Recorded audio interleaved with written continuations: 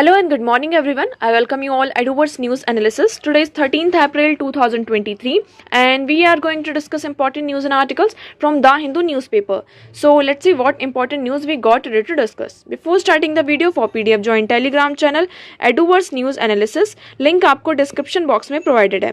Make sure video को last तक देखें so that सारी important news आपकी यहाँ पर कवर हो. तो चलिए स्टार्ट करते हैं और देखते हैं आज हमें क्या क्या डिस्कस करना है. Now India sees over 7,800 covid cases in a day.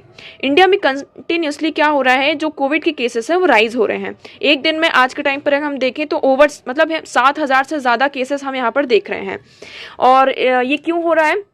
एक नया वेरिएंट है ओमनिकॉन का सब वेरिएंट XBB.1.16. इस वेरिएंट के जो केसेस हैं कंटिन्यूसली राइज देखने को हमें इसमें मिल रहा है. यहाँ पर हमारी हेल्थ मिनिस्ट्री ने क्या कहा है कि आने वाले जो नेक्स्ट डेज होंगे वहां पर हमें सर्ज दिखाई देगा, मतलब केसेस में हमें राइज देखने को मिलेगा. बट यहाँ पे पीपल से ये अर्ज किया है कि हमें यहाँ पर पैनिक होने की जरूरत नहीं है. क्यों? क्योंकि ये जो न्यू वेरिएंट है इतना ज़्यादा ट्रिगरिंग नहीं है, इतना ज़्यादा सीवियर नहीं है. Although this new variant is not at that severe but still we have to take precautions. हमें यहाँ पे precautions लेकर चलना होगा. ओके, नेक्स्ट हम मूव करते हैं. Consumer inflation slides below 6% mark for the first time this year. अब यहाँ पे बहुत सारे आर्टिकल आज इकोनॉमी से रिलेटेड है. यहाँ पर आप देख सकते हैं ये वाला आर्टिकल, और नेक्स्ट हम एडिटोरियल सेक्शन में देखेंगे corporate power and Indian inflation. दोनों में एक ही बात की गई, इन्फ्लेशन के बारे में बात की गई. अब इसको हम यहाँ पे पूरा समझते हैं. इसमें 4 कॉन्सेप्ट है जो हमें यहाँ पे समझने. कौन सा? पहला WPI wholesale price index, CPI. दूसरा हमारा होता है कोर इन्फ्लेशन, और यहाँ पर क्या है? Headline inflation. Okay, headline inflation. तो ये 4 कॉन्सेप्ट जो है हमारे लिए आज के लिए इंपॉर्टेंट हो जाते हैं, और ये दोनों आर्टिकल में इसके बारे में डिस्कस किया गया है. अब पहले ये क्वेश्चन उठता है, व्हाट इज इन्फ्लेशन? इन्फ्लेशन, किसी भी कंट्री में इन्फ्लेशन होते क्यों है, इसके रीजंस क्या है? तो इसके जब हम रीजंस की बात करते हैं तो पहला रीजन क्या हो जाता है, अगर इन्फ्लेशन की बात करते हैं तो इंडिया में इन्फ्लेशन का जो रेट है, आइडियल रेट है, वो कौन टारगेट करता है? RBI टारगेट करता है. हमने इसको कई बार देखा है कि हमारा एक आइडियल इन्फ्लेशन का हमने यहाँ पे इंडिकेटर बना के रखा है RBI ने कि 2% मिनिमम कितना होना चाहिए, इन्फ्लेशन रेट 2% होना चाहिए, और मैक्स टू मैक्स 6% होना चाहिए, और आइडियल की बात करें तो 4% होना चाहिए. अगर किसी भी कंट्री की अगर इन्फ्लेशन रेट कितना है 4%, मतलब इंडिया की अगर इन्फ्लेशन रेट 4% है, इट मीन्स ये क्या है? अभी आइडियल स्टेज पर है. अगर 4% से ये ज़्यादा बढ़ता है तो इट मीन्स जो इन्फ्लेशन रेट है वो कंटिन्यूसली क्या हो रहा है? ज़्यादा हो रहा है. और 6% से अगर ज़्यादा हो जाता है तो इन दैट कंडीशन RBI यहाँ पर क्या लेता है? मॉनेटरी पॉलिसी कमेटी आती है, और यहाँ पर जो रेट्स होते हैं हमने यहाँ पे डिस्कस किया है कई बार, repo rate, reverse repo rate, CRR, SLR, इन पर क्या होते हैं? एक्शंस लिए जाते हैं, और इनका जो इंटरेस्ट रेट होता है उसको इंक्रीज या फिर डिक्रीज किया जाता है according to the situation. Okay, 2% से अगर कम होता है तो उस कंडीशन में भी यहाँ पे मॉनेटरी पॉलिसी कमेटी आती है और इन रेट्स को रीडिफाइन करती है. अब यहाँ पर हम देख रहे थे कॉजेज ऑफ इन्फ्लेशन. इन्फ्लेशन होता क्यों है? पहली बात, अगर इकोनॉमी में यहाँ पर पैसा होगा, किसी भी पर्टिकुलर इकोनॉमी में यहाँ पर क्या हो रहा है? पैसा है, यहाँ पर इन्वेस्टमेंट की जा रही है, इन्वेस्टमेंट हो रहा है, तो यहाँ से क्या हो रहा है? जॉब क्रिएशन हो रहा है. जॉब क्रिएशन हो रहा है, इट मीन्स लोगों के हाथ में क्या आ रहा है? पैसा आ रहा है. लोगों के हाथ में जब पैसा आता है तो लोग ज़्यादा उसको क्या करते हैं? एक्सपेंड करने की कोशिश करते हैं, खर्चा ज़्यादा करता है ना. खर्चा ज़्यादा करते हैं तो किसी पर्टिकुलर चीज़ में वो इन्वेस्ट करेंगे या फिर किसी चीज़ को परचेस करेंगे, तो उस पर्टिकुलर थिंग की क्या होगी? डिमांड इंक्रीज होगी, और जब डिमांड इंक्रीज होती है तो इन दैट केस क्या होता है? जो इन्फ्लेशन होता है वो बढ़ता है. ओके, दूसरा हम यहाँ पे क्या देखते हैं? एक्सटर्नल फैक्टर्स होते हैं. कुछ एक्सटर्नल फैक्टर की बात करें, जैसे कि आप देख सकते हैं at present Russia Ukraine crisis है, कन्फ्लिक्ट चल रहा है, जिसके कारण आप देख सकते हैं जो हम चीज़ें इंपोर्ट करते हैं बाहर की कंट्रीज से, जो भी चीज़ें हम इंडिया में इंपोर्ट करते हैं तो उन पर क्या होता है? उनका जो रेट होता है वो राइज होता है ड्यू टू एक्सटर्नल फैक्टर, या फिर किसी XYZ कंपनी से. फॉर एग्जाम्पल यहाँ पर हम चाइना से कुछ इंपोर्ट कर रहे हैं. अब चाइना की कोई इंडस्ट्री से हम यहाँ पे मान लीजिए कोई स्टील का प्रोडक्ट या फिर टॉयज को यहाँ पे इंपोर्ट कर रहे हैं. अब उनकी जो टॉय की कंपनी है वो फॉर एग्जांपल बंद हो गई, कुछ भी ऐसी कंडीशन आ गई उस कंट्री में, तो इसका जो डायरेक्ट इम्पैक्ट होगा वो इंडिया के ऊपर पड़ेगा. किसके ऊपर पड़ेगा? क्योंकि हम वहां से क्या करते थे? इंपोर्ट करते थे. अब हमें इसको डाइवर्स मतलब कि दूसरे फैक्टर्स देखने पड़ेंगे, और वहां पर हमें हो सकता है कि जिस रेट में हम चाइना से लेते थे उससे कहीं ज़्यादा दूसरे रेट में हमें दूसरी कंट्री से मिले. तो ये दूसरा फैक्टर हो गया, एक्सटर्नल फैक्टर. और एक्सटर्नल फैक्टर में आप एक और इंक्लूड कर सकते हैं कि जो अभी रशिया यूक्रेन कन्फ्लिक्ट चल रहा है, जिसके कारण जो क्रूड ऑयल के प्राइसेस है वो हमें इंक्रीज दिखाई दे रहे हैं, है ना. तो ये हमने देख लिया एक्सटर्नल फैक्टर. तीसरा हमने क्या देख लिया? कि इन्फ्लेशन रेट कंटिन्यूसली क्यों हो रहा है, इंक्रीज हो रहा है कंट्री में। डोमेस्टिकली हम देखें क्यों इंक्रीज हो रहा, कि कोई XYZ यहाँ पे इंडस्ट्री है वो बंद हो चुकी है, मतलब उसका जो किसी भी पर्टिकुलर थिंग का क्या हो रहा हो, प्रोडक्शन ना हो रहा हो, है ना। तो जब प्रोडक्शन ही नहीं हो रहा, उस चीज की सप्लाई ही नहीं हो रही है, बट मार्केट में उसकी डिमांड क्या है, कंटिन्यूसली बढ़ रही है, मार्केट में स्टिल उस पर्टिकुलर थिंग की क्या हो, डिमांड हो रही हो, तो इस कंडीशन में भी क्या होता है, इन्फ्लेशन होता है। अब अगर हम बात करते हैं इन्फ्लेशन को मेजर कैसे किया जाता है, तो यहाँ पर हम देखेंगे WPI होता है और CPI होता है।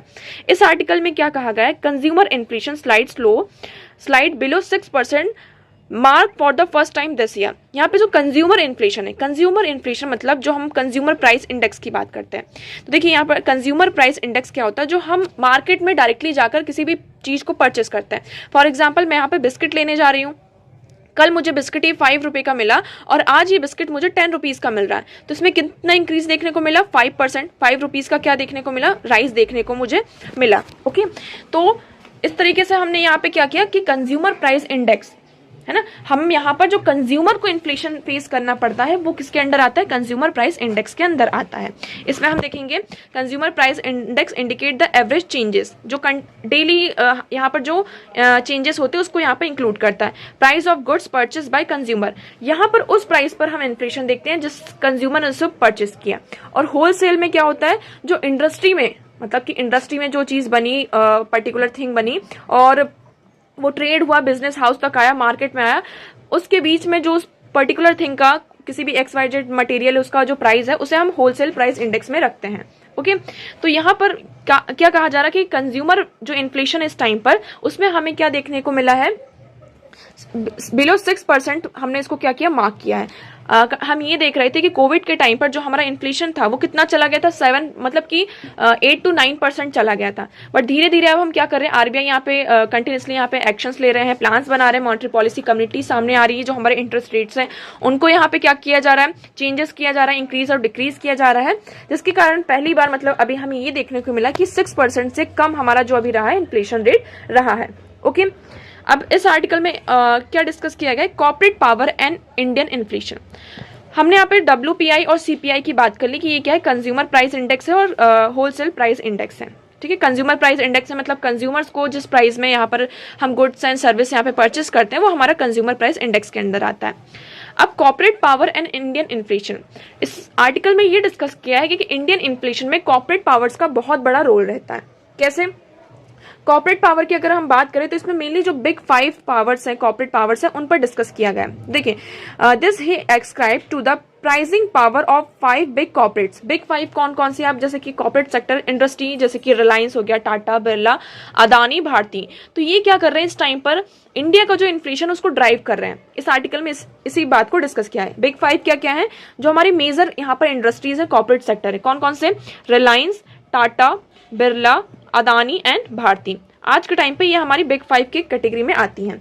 अब इस आर्टिकल में ये डिस्कस किया है कि ये क्या कर रहे हैं, जो इंडिया का इन्फ्लेशन उसको टारगेट कर रहे हैं, उसको क्या कर रहे हैं, ड्राइव कर रहे हैं।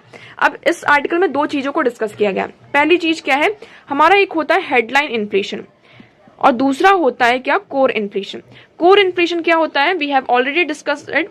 कोर इन्फ्लेशन हमारा जो ओवरऑल इन्फ्लेशन होता है उसमें से फूड और जो फ्यूल होता है इसके प्राइसेस को हम क्या करते हैं, माइनस कर देते हैं, तो हमारा कोर इन्फ्लेशन निकल कर आता है। जितने भी यहाँ पे ऑल टुगेदर जो गुड्स हैं, उन गुड्स में से आप क्या कर दें, गुड्स एंड सर्विसेज में से फूड एंड फ्यूल का जो प्राइस है उसको माइनस कर दें, उसके बाद जो आपका इन्फ्लेशन रेट निकल कर आता है उसे हम कोर इन्फ्लेशन की कैटेगरी में रखते हैं। क्यों, क्योंकि जो फूड और फ्यूल का जो प्राइस होता है बहुत ज्यादा वॉलेटाइल होता है।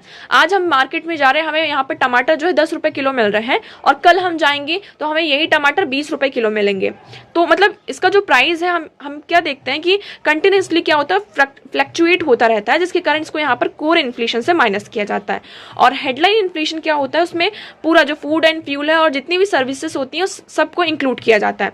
आप यहां से समझ सकते हैं, देखिए housing, transport, medicine, electronics, food and energy, तो हेडलाइन इन्फ्लेशन में ये सारी चीजें इंक्लूड होती हैं और कोर इन्फ्लेशन में फूड एंड एनर्जी, ये दोनों सेक्टर, ये जो दोनों चीजें हैं इसको यहाँ पर हम क्या करते हैं, माइनस करते हैं। तो ये होता है हमारा कोर इन्फ्लेशन। अब इसमें ये कहा जा रहा है कि the factor of food price inflation, यहाँ पर जो हम फूड प्राइस को हम क्या कर रहे हैं, हमारे कोर इन्फ्लेशन में इंक्लूड नहीं कर रहे हैं। We offer 5 comments on the claim that corporate pricing power is driving inflation in India currently. यहाँ पर 5 कमेंट्स दिए गए हैं। अब देखिए ये कमेंट्स हमारे लिए इतने ज़्यादा इंपॉर्टेंट नहीं है। ये उन्होंने ये कहा कि हम ये 5 कमेंट्स यहाँ पे 5 चीज़ें बता रहे हैं जिसके कारण आपको ये पता चला कि इंडिया में करंटली जो कॉर्पोरेट सेक्टर्स हैं वो क्या कर रहे हैं, ये जो इन्फ्लेशन रेट है उसको ड्राइव कर रहे हैं, इंडिया का इन्फ्लेशन रेट। पहला क्या, divergence between inflation rates in India and rest of the world. यहाँ पर क्या है, बहुत ज़्यादा हमें क्या देखने को मिल रहा है, डाइवर्जेंस दिख रहा है इंडिया के इन्फ्लेशन रेट में और रेस्ट ऑफ वर्ल्ड के बीच में। क्यों? क्योंकि इस टाइम पे जो हमारा कोर इन्फ्लेशन उसमें से हम क्या करें, फूड एंड फ्यूल के प्राइस को हटा रहे हैं। बट फूड एंड फ्यूल को देखें तो ये बहुत ही इंपॉर्टेंट रोल प्ले करते हैं। फूड मतलब फूड का प्राइस अगर इंक्रीज हो रहा है तो इट मीन्स यहाँ पर कहाँ पर प्रॉब्लम है, एग्रीकल्चर सेक्टर में प्रॉब्लम है ना, एग्रीकल्चर सेक्टर में प्रॉब्लम है। इट मीन्स एक तरीके से इनडायरेक्टली क्या कर रहा है, हमारा जो एग्रीकल्चर सेक्टर है वो सही मायने पर अपने जो पाथ पर है वो नहीं है। ओके, एग्रीकल्चर सेक्टर मतलब यहाँ पर हमें एग्रीकल्चर सेक्टर में स्ट्रक्चरल चेंजेस की ज़रूरत है। क्या? स्ट्रक्चरल चेंजेस की हमें ज़रूरत है। एक्स्ट्रा जैसे कि एग्रीकल्चर सेक्टर में फॉर एग्जांपल बारिश नहीं हुई, रेनफॉल नहीं हुआ, जिसके कारण इसका जो इम्पैक्ट है किसके ऊपर पड़ा, एग्रीकल्चर पे पड़ा। एग्रीकल्चर पे पड़ा तो हमारा जो फूड का प्राइस है वो इंक्रीज हुआ। फ्यूल के प्राइसेस की अगर हम बात करें तो एक्सटर्नल फैक्टर हमारे आ जाते हैं। रशिया यूक्रेन कन्फ्लिक्ट चल रहा है, रशिया यूक्रेन कन्फ्लिक्ट के कारण जो फूड ऑयल के प्राइसेस हैं, एनर्जी के प्राइसेस, उसको इंक्रीज कर दिया गया, उसमें और ज़्यादा सैंक्शंस लगाए गए रशिया के ऊपर। तो इस तरीके से क्या है, फूड एंड फ्यूल इसको इंक्लूड नहीं किया गया। तो इसको यहीं पे पहला आर्टिकल यही कहा, मतलब कि पहला कमेंट इन्होंने यही दिया है कि United State and this was due to surge in food price inflation in India driven by negative agriculture shocks. India में क्या हो रहा है कि नेगेटिव एग्रीकल्चर शॉक्स के कारण हमें यहाँ पे क्या देखने को मिल रहा है, फूड एंड फ्यूल के प्राइसेस में इंक्रीज देखने को मिल रहा है। सेकंड आर्ग्यूमेंट क्या दिया है कि corporate power underlies elevate core inflation is based on observation of somewhat short period of time। यहाँ पे कॉर्पोरेट पावर क्या कर रही है, जो कोर इन्फ्लेशन है उसको टारगेट कर रही है। ठीक है, अब अगर हम देखें तो consumer price inflation has not but mismatch between WP and CP inflation is not new. यहाँ पर हमें क्या देखने को मिलता है, कंटिन्यूसली जो हमारा होलसेल प्राइस है और कंज्यूमर प्राइस है इसमें हमें मिसमैच देखने को मिलता है। कंज्यूमर प्राइस में हमेशा हमें क्या देखने को मिलता है, इन्फ्लेशन ज़्यादा देखने को मिलता है। क्यों? क्योंकि आपको पता है कंज्यूमर प्राइस में कंज्यूमर्स यहाँ पर क्या जा रहे हैं, परचेस करने जा रहे हैं। तो यहाँ पर हम फूड आइटम्स भी और फ्यूल को भी क्या कर रहे हैं, परचेस कर रहे हैं। तो ऑब्वियस सी बात है कि यहाँ पर क्या होगा, इन्फ्लेशन कंज्यूमर प्राइस में हमें इन्फ्लेशन ज़्यादा दिखाई देगा in comparison to wholesale price. Third argument क्या दिया है कि elevate core inflation in consumer price the wholesale price fall pricing power of big 5 assume that these conglomeration have high presence in retail trade. तो इसमें यही बता रहा है कि जो मैन्युफैक्चरिंग सेक्टर है, आप ऐसा कर सकते हैं, इनकी प्रेजेंस हमारे इंफ्रास्ट्रक्चर मतलब रिटेल प्राइस में अगर हम देखें इंफ्रास्ट्रक्चर सेक्टर में, मैन्युफैक्चरिंग सेक्टर में, तो इनकी प्रेजेंस ज़्यादा है, जिसका इम्पैक्ट कहाँ पड़ता है, हमारे कोर इन्फ्लेशन पर पड़ता है। नेक्स्ट इसमें किसको कंपेयर किया गया, फिर से इसमें जो हमारा WP होलसेल प्राइस इन्फ्लेशन है और CP इन्फ्लेशन को यहाँ पे कंपेयर किया गया है। वेदर हेडलाइन और core it is acquiescence in a mismatch. तो हमें चाहे वो हेडलाइन हो या फिर कोर इन्फ्लेशन हो, WP हो, होलसेल प्राइस हो या फिर कंज्यूमर प्राइस हो, हमें इन सब में क्या देखने को मिलता है कि बहुत ज़्यादा मिसमैच देखने को मिलता है। अगर या फिर इसमें एट द एंड यही कहा जा रहा है कि हम किसको यहाँ पे टारगेट करते हैं, RBI एक्शन लेना कब स्टार्ट करती है, जब हमारा कंज्यूमर प्राइस इंडेक्स मतलब जब हमारा कंज्यूमर प्राइस जो इन्फ्लेशन है वो राइज होता है, तब यहाँ पे RBI सामने आती है, मॉनेटरी पॉलिसी कमेटी सामने आती है और एक्शन लेती है। इसी तरीके से हम ऐसा कह सकते हैं कि हम यहाँ पे क्या कर सकते हैं, कोर प्राइस जो कोर इन्फ्लेशन है जब यहाँ पे ये इंक्रीज होता है तो उस केस में RBI और जो मॉनेटरी पॉलिसी है वो सामने आती है और जो डिफरेंट रेट्स होते हैं उनमें यहाँ पर चेंजेस किया जाता है। There is a pricing power, यहाँ पर क्या हो रहा है, प्राइसिंग पावर है। None of these is to suggest that corporate pricing power does not exist और that it is not relevant for inflation. अब इसमें ये कहा जा रहा है जो कॉर्पोरेट प्राइसिंग पावर है, हम ऐसा नहीं कह सकते कि एग्जिस्ट नहीं करता है, ये इन्फ्लेशन में बहुत ज़्यादा क्या करता है, इंपॉर्टेंट रोल प्ले करता है। ओके, और एक तरीके से इसमें ये कहा जाता है कि इंडस्ट्रियल कंसंट्रेशन, जैसे कि आपकी इंडस्ट्रीज़ हैं, अगर उनमें प्रोडक्शन ही नहीं हो रहा, मैन्युफैक्चरिंग ही नहीं हो रही, तो ओवरऑल जो इम्पैक्ट होगा कहाँ पड़ेगा, इकॉनमी पे पड़ेगा। तो इसमें बस एट द एंड यही कहा जा रहा है कि कॉर्पोरेट पावर जो है इस टाइम पे इंडिया को जो इन्फ्लेशन रेट है उसको यहाँ पे ड्राइव कर रहे हैं।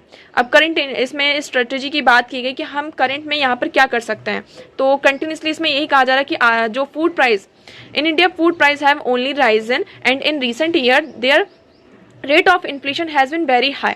आज के टाइम पर हम यहाँ पे क्या देख रहे हैं, जो फूड प्राइस है उनके जो प्राइस है वो कंटिन्यूसली क्या हो रहा है, राइज हो रहे हैं। रिसेंट ईयर में हम देखेंगे तो उनके प्राइस हमें कम होते हुए नजर नहीं आ रही, बस हमें राइज ही देखने को मिल रहा है। तो यहाँ पे हमें एक रिलेवेंट पॉलिसी की, मतलब एक पॉलिसी मेकर्स को यहाँ पे ये जो चैलेंजेस हमारे सामने आ रहे हैं प्रोडक्शन में, फूड प्रोडक्शन में, और जो एक अफोर्डेबल प्राइस में हमें मिलना चाहिए, तो हमें यहाँ पे पॉलिसी मेकर्स को यहाँ पे इसको सॉल्व करने की जरूरत है। ओके, तो आई होप आपको यहाँ पे पूरा क्लियर होगा। नेक्स्ट हम मूव करते हैं, India must board on the online dispute resolution. बस यहाँ पे बात की जा रही है कि ये जो ऑनलाइन डिस्प्यूट रेजोल्यूशन है इस पर इंडिया को बोर्ड करना चाहिए, आगे बढ़ना चाहिए। अब यहाँ पर बात हो रही है किसकी, इंटरनेशनल आर्बिट्रेशन हब की, कि इंडिया क्या कर रहा है, अगर हम ऑनलाइन डिस्प्यूट रेजोल्यूशन बस को यहाँ पर मतलब कि इस पर बोर्ड नहीं करते, मतलब इस पर नहीं जाते हैं, तो हम क्या कर सकते हैं, जो इंटरनेशनल आर्बिट्रेशन हब बनने के हमारे जो टर्म्स है उसको हम मिस कर सकते हैं। एक तरीके से ऐसा कह सकते हैं कि ऑनलाइन डिस्प्यूट रेजोल्यूशन के यहाँ पे बहुत सारे फायदे हैं। फायदे की अगर हम बात करें, यहाँ पे हम टेक्नोलॉजी का यूज करके क्या कर रहे हैं, जो डिस्प्यूट्स उनको रिजॉल्व किया जा रहा है। कोविड के टाइम पर जैसे कि आप सभी को पता, लॉकडाउन लग गए थे, जो कोर्ट्स वगैरह कोर्ट थे, जुडिशरी थी हमारी एक तरीके से बंद हो चुकी थी, बंद नहीं होती, बट यहाँ पर जो लॉकडाउन के कारण सारी चीजें होती, हमने यहाँ पे एक नया क्या इसके अल्टरनेटिव्स में हमने क्या किया, ऑनलाइन डिस्प्यूट रेजोल्यूशन, हमने यहाँ पे redressal, online dispute redressal ODR को लेकर आए। इसका मतलब ये था कि ऑनलाइन का यूज करके, टेक्नोलॉजी का हम यूज करके क्या करेंगे, जितने भी यहाँ पे डिस्प्यूट्स हैं उनको यहाँ पे रिजॉल्व किया जाएगा।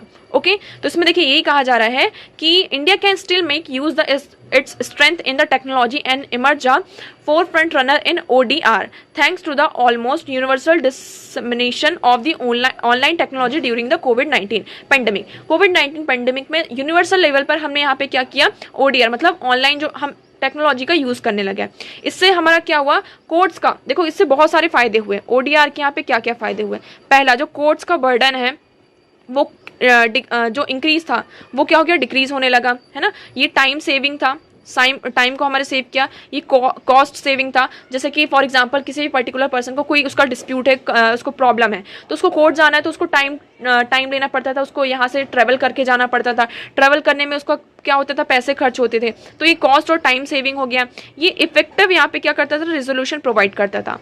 इफेक्टिव क्या होता था, रेजोल्यूशन प्रोवाइड करता था। इफेक्टिव रेजोल्यूशन का मतलब एक तरीके से आप ऐसा कह सकते हैं कि हर एक चीज का हमारे पास इफेक्टिव रूप से सॉल्यूशन सामने निकल कर आता था। क्यों, क्योंकि इसमें बहुत ज्यादा क्या इन्वॉल्वमेंट होती थी, ऑडियो और वीडियो कॉन्फ्रेंसिंग होती थी, जिसके कारण हमें यहाँ पे क्या देखने को मिला, एक मल्टी चैनल कम्युनिकेशन देखने को मिला। लोग का जो केस मैनेजमेंट सिस्टम है यहाँ पे बहुत सारे सामने आए, automate case flows, digital signature stamping, तो ये सारी चीजें इसमें इंक्लूड हुई, जिसके कारण जो लोगों को बहुत ज्यादा ईजिली अपने जो इश्यूज थे उसको रिजॉल्व करने में यहाँ पर मदद मिली। ठीक है, तो इसमें यही कहा जा रहा है कि ऑनलाइन का हम यूज करके ODR के थ्रू हम यहाँ पे हमने क्या किया है, प्राइवेट प्लेटफॉर्म्स ने इंडिया में लाखों यहाँ पे जो डिस्प्यूट्स है उसको यहाँ पे रिजॉल्व किया है। नीति आयोग ने भी यहाँ पे क्लेम किया है कि uniquely poised to emerge as an epicentre for the developments in ODR। हम यहाँ पर इंडिया क्या है, एज एन एपी सेंटर यहाँ पे क्या हो सकता है, एमर्ज कर सकता है in the development in ODR। हम ODR के थ्रू क्या कर सकते हैं, एक डिस्प्यूट रेजोल्यूशन सेंटर यहाँ पर बन सकते हैं। To facilitate this the legislature, the executive and the judiciary must work together. इस चीज को अगर हमें फैसिलिटेट करना है, आगे बढ़ाना है, हमें टेक्नोलॉजी का एडवांसमेंट करना है, तो यहाँ पे लेजिस्लेचर, एग्जीक्यूटिव और जुडिशरी को एक साथ आके काम करना होगा। Reserve bank of India, national payment corporation of India, Open Network, Digital Commerce and few other institutions had led the way by incorporating ODR mechanism into several in their initiatives। अब इसमें ये भी कहा जा रहा है कि जैसे कि हम यहाँ पे देख reserve bank of India, national payments of India, open network for digital commerce, तो ये जितने भी इंस्टीट्यूशंस हैं अब हम इसमें क्या इनकॉर्पोरेट कर रहे हैं, ODR जो मैकेनिज्म है यहाँ पर क्या कर रहे हैं, इसको इन्वॉल्व कर रहे हैं, ताकि जो हमारे हम यहाँ पे जो एक इनिशिएटिव लिया जा रहा है कि हम ODRs को यहाँ पे क्या करें, इन्वॉल्व करें, इनकॉर्पोरेट करें, जिससे कि यहाँ पर मास स्केल पर इस चीज का क्या हो, डिसेमिनेशन हो। स्टेप्स टू कंसिडर, इसमें क्या स्टेप्स को कंसिडर करने की बात की जा रही है। आपने यहाँ पर देखा होगा जो इस साल का हमारा बजट रहा उसमें 7,000 करोड़ रुपीस अलोकेट किए गए हैं यूनियन बजट में, किसके लिए, ई कोड प्रोजेक्ट के लिए। तो आपको यहाँ पे याद रखना है, इंडिया में इस साल के जो बजट था यूनियन बजट 2022, इसमें यहाँ पर क्या डिजिटल जुडिशियल सिस्टम को प्रमोट करने के लिए ई कोड्स प्रोजेक्ट के लिए यहाँ पे 700 करोड़ रुपीस क्या किए गए, एलोकेट किया गया है। ठीक है, government department should explore ODR as a grievance redressal mechanism. Protective use of ODR by government entities will not only increase trust in process but also also ensure that citizens have access to convenient and cost effective means of resolving dispute with the government। इसमें और second ये कहा जा रहा है कि जो ODR है, जो गवर्नमेंट डिपार्टमेंट्स है वो क्या कर सकती हैं, इसको और ज़्यादा एक्सप्लोर कर सकती हैं।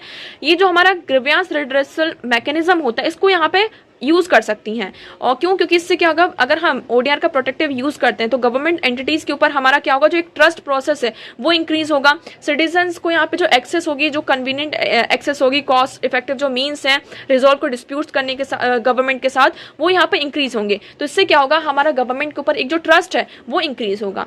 ओके तो लास्ट में इसमें ये कहा जा रहा है कि at the time when pendency is gaining into the very administrative of justice ODR has the potential to ensure justice for all. तो इसमें एक तरफ ये कहा जा रहा है कि कंटिन्यूसली हम क्या देखते हैं, कोर्ट्स में हमारे जो केसेस होते हैं वो इंक्रीज हो रहे हैं, पेंडिंग ऑफ केसेस यहाँ पे कितने ज्यादा उनका जो नंबर है वो इंक्रीज हो रहा है। But on the other hand ODR क्या कर सकता है, ODR के पास ये पोटेंशियल है कि वो सिटीजन्स को, एवरीवन मतलब कि हर एक इंसान को, जितने भी इंडिया में सिटीजन्स हैं उनको जस्टिस इंश्योर करा सकता है। ओके तो हमें यहाँ पे ODR को क्या करना चाहिए, कंसिडर करना चाहिए। नेक्स्ट हम बात करते हैं, next article is all about the role of parliamentary committees. यहाँ पे पार्लियामेंट्री कमिटीज के बारे में बात किया गया, आप इसको GS पेपर 2 से लिंक कर सकते हैं। ठीक है, ये हमारे GS पेपर 2 के लिए इंपॉर्टेंट हो जाता है पॉलिटी सेक्शन में। अब पार्लियामेंट्री कमिटीज की अगर हम बात करें तो ये बहुत इंपॉर्टेंट रोल प्ले करती हैं। There has been a declining trend in national legislation been subjected to expert scrutiny. Parliamentary committee क्या होती है, पहले इसके बारे में हम देखते हैं। ठीक है, जैसे कि कोई भी बिल आता है पार्लियामेंट में, तो वो बिल कोई भी बिल आया, अब पर्टिकुलर जो बिल है उसमें यहाँ पे क्या क्या प्रोविजंस हैं, सिटीजन्स के लिए वो कितना ज़्यादा उसके जो प्रोविजंस हैं वो कारागार हैं या नहीं, मतलब जो प्रोविजंस है वो इफेक्टिव हैं या नहीं। तो ये सारी जो स्क्रूटनी होती है वो कौन करती है, इस तरीके की जो पार्लियामेंट्री कमिटीज़ होती हैं वो यहाँ पर करती हैं। इस कमिटीज़ में जो MP MLAs होते हैं वो इसके मेंबर्स होते हैं, और अदर जो एक्सपर्ट्स होते हैं उनको इंक्लूड किया जाता है। और जो भी पर्टिकुलर यहाँ पे पर्टिकुलर मिनिस्ट्री है उनके पास वो कोई यहाँ पर बिल प्रेजेंट करना चाहती हैं, तो उस बिल की यहाँ पर क्या होती है, स्क्रूटनी होती है, और उसको फर्दर क्या किया जाता है, पार्लियामेंट में सामने यहाँ पे टेबल किया जाता है। ओके तो इसमें हम पहले देखते हैं कि इसमें क्या कहा गया है कि it is not feasible to take up all the issues on the floor of the house. यहाँ पे अगर बिल देखोगे, आप कोई भी पर्टिकुलर बिल देखोगे तो बहुत बड़ा बिल होता है, और उसमें जो जो चीजें हैं उसको आप हाउस तक नहीं ले जा सकते हैं। इसलिए यहाँ पर क्या होती है, पार्लियामेंट्री कमिटीज होती है, पैनल्स होते हैं, जो कौन बनाता है, MPs आर खुद, मतलब जो MP MLAs होते हैं वो खुद ही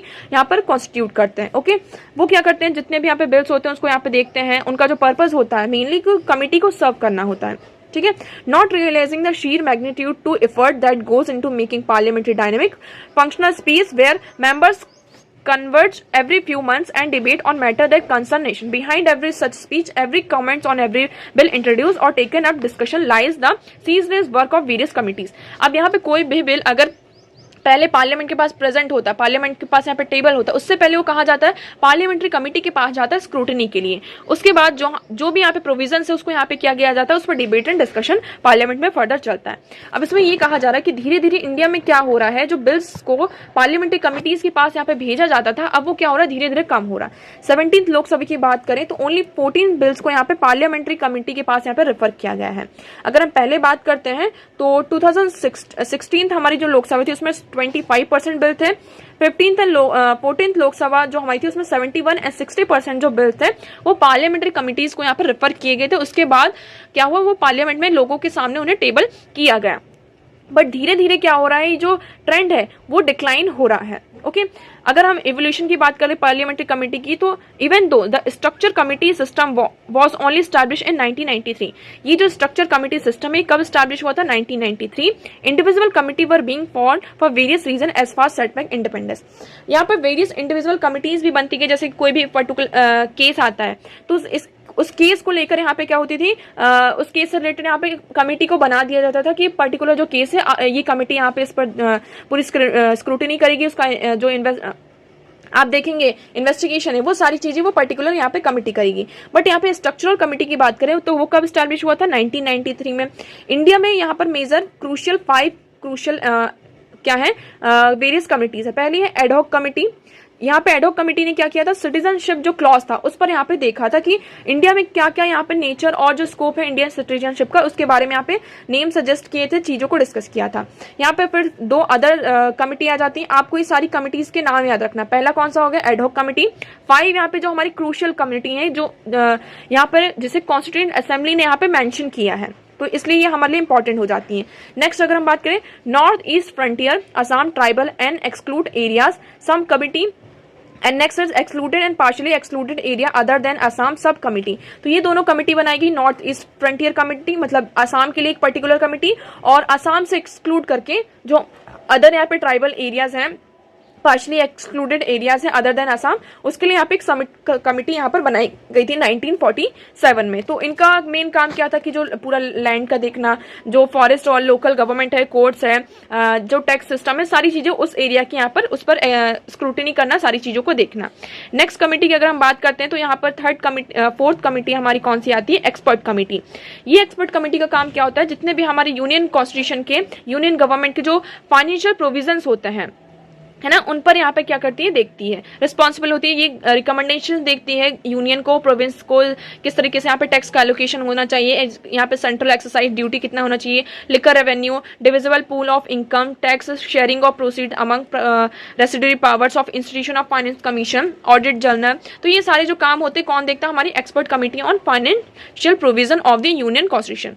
लास्ट हमारी कौन सी आ जाती है, एडवाइजरी कमिटी। यहाँ पर क्या करती है, जो पॉलिटिकल जो सेफगार्ड है माइनॉरिटीज है, उनके द्वारा यहाँ पे चेयर किया जाता है। तो ये क्या करते हैं, जो रिलीजियस माइनॉरिटीज पर यहाँ पे रिजर्वेशन प्रोवाइड है, उसको यहाँ पे किस तरीके से हमें अबॉलिश करना है, उसके जो सेफगार्ड्स है उसको लिए यहाँ पर इस कमिटी को, एडवाइजरी कमिटी को यहाँ पर क्या किया गया था, कॉन्स्टिट्यूट किया गया था। ओके, अब यहाँ पे हमने बात कर ली। तो जो नेक्स्ट हम बात करते हैं रोल ऑफ कमिटीज। इन कमिटीज का रोल क्या है, रोल की बात करें तो committees go into details of the specific piece of legislature, analyse the impact it may have on governance indicator and they make their recommendations.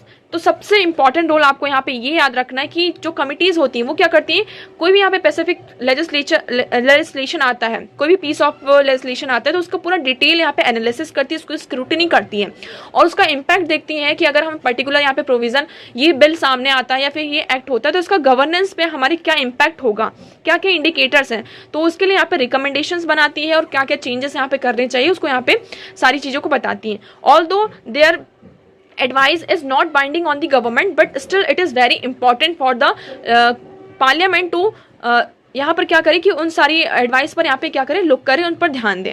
Okay, तो इसमें ये सारी चीज़ें बताई गई हैं। अब देखिए जो करंट प्रोग्रेस की बात करते हैं। करंट प्रोग्रेस में जैसे कि आप सभी को पता, हमने कल ही डिस्कस किया था, क्या आने वाला है, पर्सनल डेटा प्रोटेक्शन बिल आया था। ये कब आया था, इसकी जो स्टार्टिंग हो गई थी कब, 2017 से, जब यहाँ पे पुट्टा स्वामी केस आया। पुट्टा स्वामी केस आया जिसको यहाँ पे जो राइट टू प्राइवेसी है उसे रिकॉग्नाइज किया गया एज अ फंडामेंटल राइट। इसके तहत यहाँ पे जस्टिस श्री कृष्ण कमेटी बनाई गई। उन्होंने ये पूरा टास्क लिया कि इंडिया में जो डेटा प्रोटेक्शन का फ्रेमवर्क कैसा होना चाहिए, इसके लिए पूरा टास्क लिया कि हम यहाँ पे पूरा फ्रेमवर्क बनाएंगे। उन्होंने एक रिपोर्ट पब्लिश करी 166 पेजेस की 2018 में। एवरीथिंग वहाँ पे सारी चीजें इंक्लूड की गई, everything from related to data processing, storage of rights and enforcement. Okay, फिर इसके तहत यहाँ पे एक बिल आता है इसी बेसिस पे, पर्सनल डेटा प्रोटेक्शन बिल 2019। इसको लोकसभा में टेबल्ड किया गया।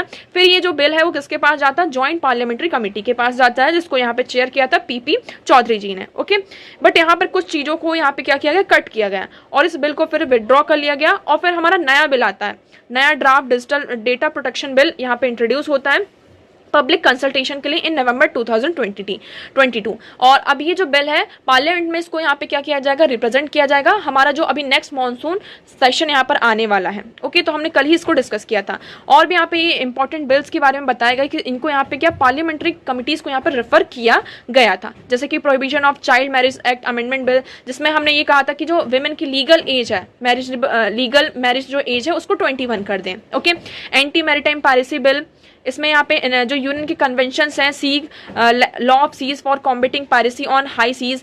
ओके, जन विश्वास बिल, इसमें जो 42 लॉज हैं उनको यहाँ पे अमेंड करने की बात की गई है। Wild life protection amendment bill को यहाँ पे एक्सटेंड किया गया कि जो प्रोटेक्टेड स्पीशीज है उसका जो स्कोप है उसको इंक्रीज करना है। तो ये जो सारे इंपॉर्टेंट बिल्स हैं इनको यहाँ पर सामने लेकर, मतलब कि कमिटीज को यहाँ पर रेफर किया गया है amend bill have also been refer to committees, जिसके थ्रू हम यहाँ पे क्या कर सकें, एक इंपॉर्टेंट एक्शन ले सकें। ओके, तो हमने यहाँ पे देख लिया कि ये जो पावर है, अथॉरिटी है, वो किससे यहाँ पे डिनाइड हम यहाँ पे लेते हैं, ड्रॉ करते हैं आर्टिकल 105 एंड आर्टिकल 118।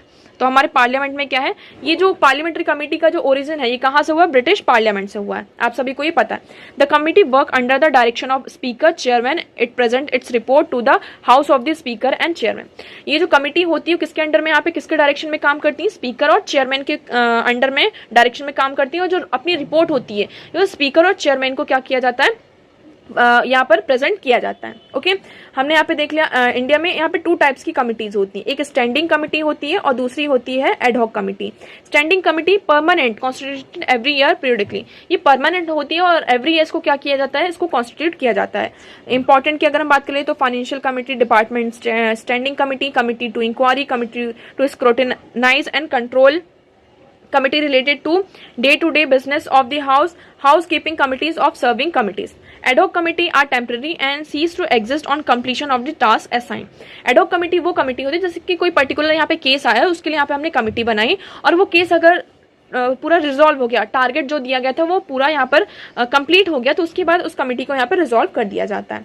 सिग्निफिकेंस की हमने यहाँ पे बात कर ली, provide legislative expertise, acting as mini parliament, instrument for detail scrutiny, provide checks on the government, ये गवर्नमेंट को क्या करते हैं, एक तरीके से चेक्स भी प्रोवाइड करता है। तो आई होप आपको यहाँ पे सारी चीजें क्लियर होंगी।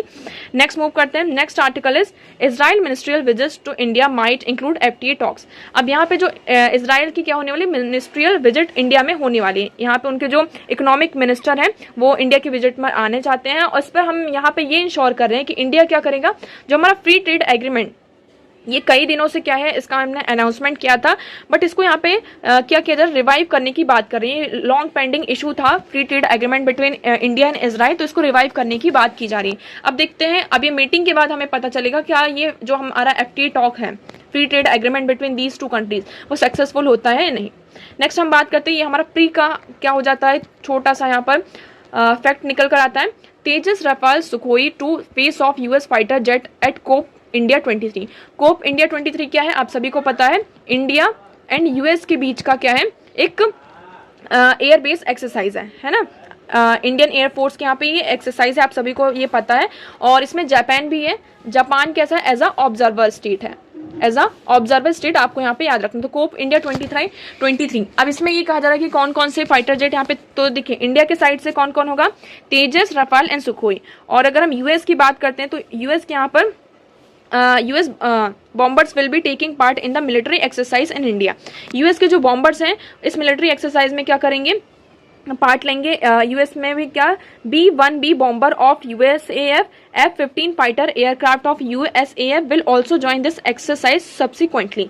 तो यहाँ पे जो यूएस के बॉम्बर्स हैं वो क्या कर रहे हैं, इस एक्सरसाइज में पार्टिसिपेट कर रहे हैं। तो आपको क्या याद रखना, कोप इंडिया 23 ये एक मिलिट्री एक्सरसाइज है बिटवीन इंडिया एंड यूएस, और जापान क्या है, एज अ ऑब्जर्वर स्टेट इसमें इंक्लूड है।